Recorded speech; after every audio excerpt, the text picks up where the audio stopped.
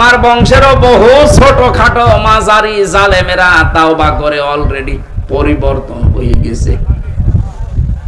আগস্টের 5 তারিখের ডেটটা পর্যন্ত তারাও শক্ত ছিল, কিন্তু বিকাল 5টার পরে যখন সংবাদ চারিদিকে ছড়িয়েছে, আমারে কল দিয়ে বলছে, বাবাজি আমরা সব জামাতি ইসলামী। জামাত ইসলামী মানে এতদিন যে আপনি বঙ্গবন্ধুকে সেকেন্ড নবী মানতেন, হঠাৎ করে পাল্টিয়ে গেলেন। বিশেষ করে বিডিআররা বেকার আটকে রেখেছে।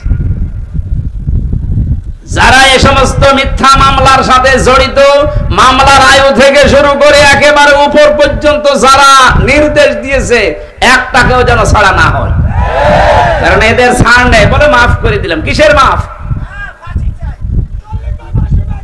জালেমদেরকে যদি কেউ মাফ করে দেয়, সেজন্য মজলুমের উপরে অবিচার করে। আপনি তো টের পাচ্ছেন না যে স্বামী ছাড়া থাকা কি কষ্ট? ব্যারিস্টার আরমানের বউটের পিস। আপনি তো জানেন না সন্তান ছাড়া থাকা কি কষ্ট। আমি টের পেয়েছি। আমার ছোট মেয়েটা এখনো আমার চেনে না। ওর আমি 1 বছর রেখে এসেছিলাম, বের হয়েছে দেখো 4 বছর বয়স, ও আমার চেনে না। আমি যেদিন জেল থেকে বাড়ি গেছি, বলছে হুজুর আমাদের বাড়ি চলে। তার মানে ওর মনে হচ্ছে যে এরকম হুজুর বহু আসে, এও আর একটা হুজুর।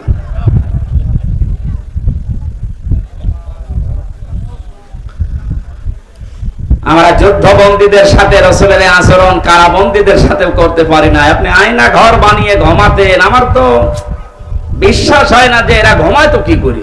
মনে হয় হয় লাল পানি খেত, নাই ঘুমের বড়ি খেত। দ্বিতীয় দিন নবীজি এসে ডাক দিয়ে বললেন, সাহাবীরা সামামাকে ছেড়ে দাও। সাহাবীরা বলো, হুজুর ছেড়ে দেব মানে? না, ছেড়ে দাও, আমি যেটা জানি তোমরা জানো না। ছেড়ে দেওয়া হলো। উনি চলে গেলেন তার গোত্র মামার কাছে। সেই গোত্রে তিনি এক গোত্র খেজুর বাগানের পাশে এক কুয়াতে গোসল করলেন। ছুটে আসলেন আবার মদিনায়। বিশ্ব নবীকে বলে, হে রাসূল, আমি চিন্তা ভাবনা করতে করতে গিয়েছিলাম, আপনার ওই আচরণ আমার মনে পড়ছিল এই 3 দিনের। আমি আর নিজেকে কন্ট্রোল করতে পারি না, আপনি আমারে কালেমা পড়িয়ে দেন। তিনি ওখান থেকে চলে গেলেন। ইয়ামেন থেকে গম আসতো মক্কায়, ওই গম নিয়ে মক্কার মানুষেরা ব্যবসা করে খেত। উনি বললেন, ওখানে যেহেতু বহু অমুসলিম আছে, ইসলামকে তারা বিশ্বাস করে, আল্লাহর বিরুদ্ধে তারা দাঁড়িয়েছে, শিরিক করে, আমি তাদের জন্য এই গম আসা বন্ধ করে দিলাম। কারণ তিনি ধনী মানুষের সন্তান ছিলেন, তিনি লিডার ছিলেন একজন। শেষ পর্যন্ত মক্কার মানুষের খাবার দাবারই বন্ধ হয়ে গেল। এই যে মানুষের খাবার আটকে দিয়ে স্যাংশন দেয়, আমেরিকা যেটা একটা দিচ্ছে না, বিশ্বনবীর হস্তক্ষেপে শেষ পর্যন্ত এটা আবার চালু হয়। নবীজি যুদ্ধবন্দীদের সাথে যে আচরণ দেখিয়েছিলেন, আমরা আজ যদি বাংলাদেশে যারা বিরোধী দলে আছে এই মানুষগুলোর সাথে ওই আচরণ করতে পারতাম, প্রত্যেকে আপনার দলের লোক হয়ে যেত। আমরা পারি না। পশু পাখির সাথে নবীজি যে আচরণ করেছিলেন, একটা পশু এসে কাঁদছিল নবীর কাছে, নবীজি ভাষা বুঝতেন।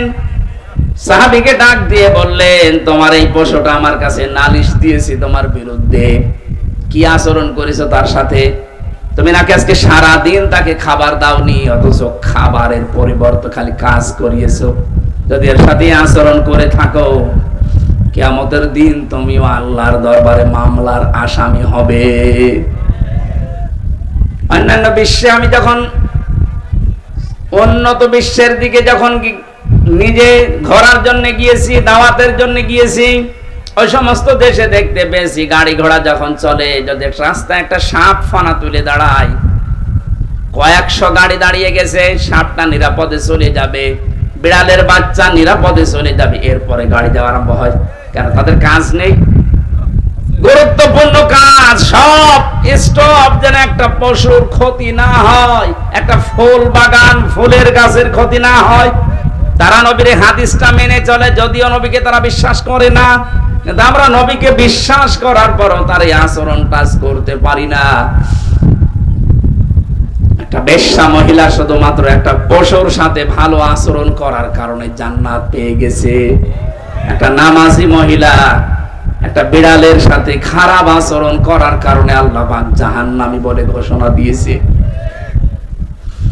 নবীজি শত্রুদের সাথে যে আচরণ করেছিলেন, আজ আমাদের সেই সময় এসে গেছে। বিজয়ের সময় বিশ্ব নবী মুহাম্মদ রাসূলুল্লাহ দেখেছেন, ওরা সব থরথর করে কাঁপছিল। নবীজি বললেন, লা তাসরিবা আলাইকুমুল ইয়াউম ইযহাবু আনতুম তুলাকা। যাও, আজকে সবাইকে আমি মুক্ত করে দিলাম, কারো প্রতি কোনো অভিযোগ নেই। আমার মনে হয় এই দেশে জামাত ইসলামী বাংলাদেশের কেন্দ্রীয় আমির যিনি ডাক্তার শফিকুর রহমান, যেটা দেখিয়েছে 1400 বছর আগে নবীজি যেটা দেখিয়েছিল,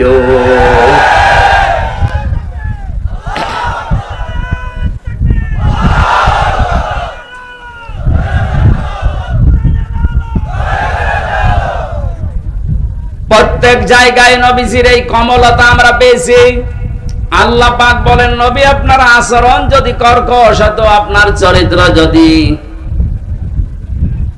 সত্য কথা যদি আপনি বলতেন, তাহলে আপনার আশপাশে আপনি মানুষকে ঘেঁষতে দেখতেন না, সব পালিয়ে যেত। সুতরাং আপনি কয়েকটা জিনিস অবলম্বন করেন। আপনার যখন হৃদয় আমি কমল করে দিয়েছি, আপনি ক্ষমা করে দেন তাদেরকে, ক্ষমা চান আপনি তাদের জন্য আল্লাহর কাছে, এবং নিজেও ক্ষমা করে দেন। আজ যারা দায়িত্বে আছে আহ্বান জানাবো আয়াত দিয়ে, যারা ভুল করেছে, যা ভেবাই করেছে, আজ আমরা এই আয়াত অনুযায়ী রবিউল আউয়াল মাসে তাদেরকে ক্ষমা করে দিলাম এবং তাদের জন্য ক্ষমা চাচ্ছি আল্লাহর কাছে। আর এর বাস্তব প্রমাণ দেখিয়েছেন ডাক্তার শফিকুর রহমান। যত অত্যাচার জুলুম এই 15.5 বছরে করেছিলেন, আল্লাহর জন্য মাফ করে দিলাম। কিন্তু যারা ভিকটিম, তারা যদি নিজেরা অত্যাচারিত হওয়ার কারণে কিছু করে, আমরা তাদেরকেও সাহায্য করব। সুতরাং জালেম যারা, বড় জালেম গুলো তো পালিয়েছে, মাথা খারাপ হয়ে গেছে, তাদের আর আসার সম্ভাবনা কোনো কিছুই নেই। কারণ আসলে এ দেশের জনগণ পিটিয়ে মেরে ফেলবে। ছোটখাটো জালেম যারা আছেন, তারা এখনো যেহেতু তাওবার দরজা বন্ধ হয়ে যায়নি, ফিরে আসছেন। আসেন, আমার বংশেরও বহু ছোটখাটো মাঝারি জালেমেরা তাওবা করে অলরেডি পরিবর্তন হয়ে গেছে। আগস্টের 5 তারিখের ডেটটা পর্যন্ত তারা সত্য ছিল, কিন্তু বিকাল 5টার পরে যখন সংবাদ চারিদিকে ছড়িয়েছে, আমারে কল দিয়ে বলছে, বাবাজি আমরা সব জামাতি ইসলামী। জামাতি ইসলামী মানে এতদিন যে আপনি বন্ধুকে সেকেন্ড নবী মানতেন, হঠাৎ করে পাল্টিয়ে গেলেন। সুতরাং ওরা যেহেতু পাল্টাচ্ছে, ছোট জালেম, মাঝারি জালেম, এদেশে আরো যারা আছেন, আশা করছি আপনারাও পাল্টাবেন। গত পরশুদিনের রিপোর্ট পেয়েছি, এদেশে এখনো 100 জনের 14 জন মানুষ জালেমদেরকে সাপোর্ট করে। 100 জনের 28 জন মানুষ জেনারেল যে দলগুলো আছে এদেরকে সাপোর্ট করছে। 100 জনের 58 জন মানুষ এদেশে ইসলামপন্থী যারা, তাদেরকে সাপোর্ট করছে।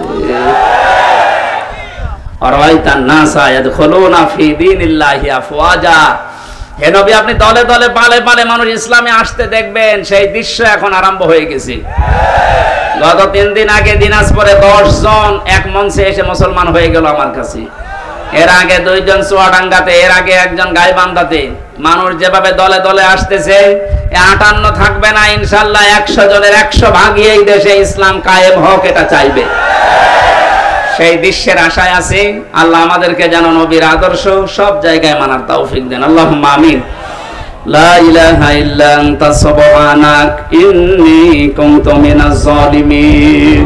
এই মোনাজাতটা বসে করেন, মোনাজাতটা বসে করেন। আমি মুসাফির অবস্থায় আছি, অসুস্থ আছি। মোনাজাতটা বসে করেন ভাই।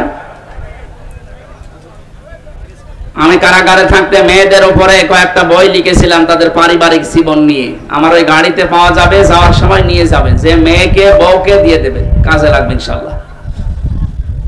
রব্বানা আতিনা ফিদ দুনিয়া হাসানা ওয়া ফিল আখিরাতি হাসানা ওয়া কিনা আযাবান নার। রব্বুল আলামিন নারায়ণগঞ্জ নারায়ণগঞ্জ জেলার বন্দর মদনগঞ্জ এলাকার দিকে তোমার নজরটা একটু দাও। গভীর রজনী, এখন নবীর জীবনীর পাঠ থেকে আমরা মাত্র একটা পাঠের কিছু অংশ শুনেছি। পবিত্র রবিউল আউয়াল মাসে আল্লাহ এগুলো আমাদের জীবনে তুমি সেট করে দাও।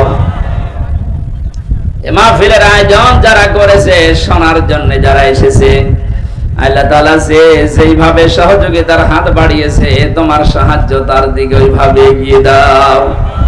যারা স্বেচ্ছাসেবকের দায়িত্ব পালন করেছে আজকের এই অনুষ্ঠানে, এদেরকে যে মা পেটে নিয়েছে আল্লাহ তুমি খাদিজার মতো বানিয়ে দাও।